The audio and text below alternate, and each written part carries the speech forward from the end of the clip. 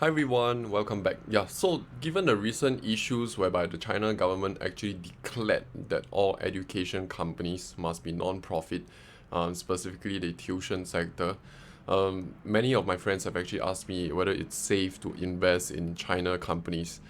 So the thing here is this: when you're investing in a China company, right, you are investing in a shell company. You actually do not get ownership of the company. What you get ownership to is the profits and the voting rights of the company.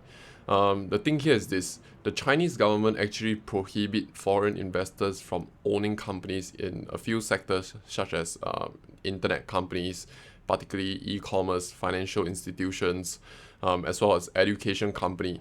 So, in order to circumvent this and raise money, foreign capital, right, this Chinese company would typically set up a shell company in Cayman Island.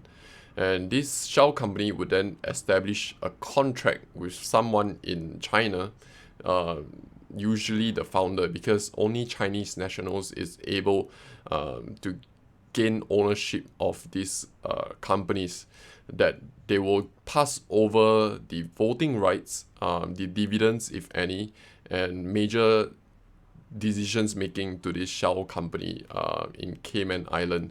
So essentially, this is what foreign investors like you and me actually own when we invest in a Chinese company. We actually own that contract, right? We don't own the company directly, but what we own is the contract, which is the legal right to this dividends and voting rights. So the thing here is this: it is in the government interest to uphold their silent agreement that listing overseas through VIE structure is okay, right? Because in order for a country to innovate, right, to really come up with technological innovation, it cannot come from the government. So, like, a good example is our postal service. When you look at our local postal service, be it in Singapore or overseas, usually nobody have nice things to say about them, right? Because they are very inefficiently run. So when it comes to innovative solutions, it cannot be led by the government, right? It has to be left to the free markets to innovate, because the government will never come up with anything that's super innovative. So the government, Chinese government, actually do recognize this, and what they are against is against companies that have negative social impact on their society. So, for example, back to the edutech industry, right? A lot of these children were getting burnt out, and the cost of having a kid is super high because of all these extracurricular classes, all these tuitions they have to go through in order for their kids to be competitive. There's a huge issue whereby teachers in schools were not teaching what they were supposed to teach. They want to leave a part of the curriculum that will be tested, right, out, so that students will have to go to this tuition so that they can earn these extra tuition fees to supplement their income. So it was having a lot of this negative impact in China. So when investing in China, it is important to understand the direction of the Chinese Communist Party. And every 5 years, they would actually come up with a detailed blueprint of what they are trying to achieve.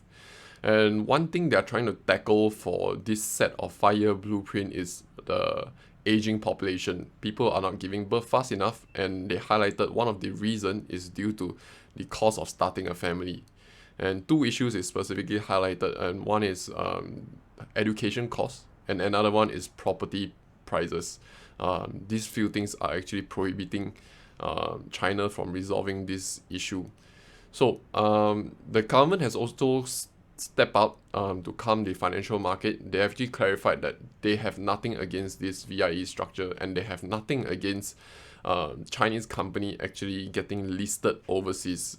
What they are really trying to do is to fix all these social ramifications when it comes to these companies, the impact of these companies. So it's important to read between the lines when investing in these Chinese companies. But for the VIE structures for now, it still has the agreement of the government that, they're not against the VIE structure, right? So I hope this information has been useful to you, and if it's helpful, I would appreciate it if you could like and subscribe to my YouTube channel. Thank you.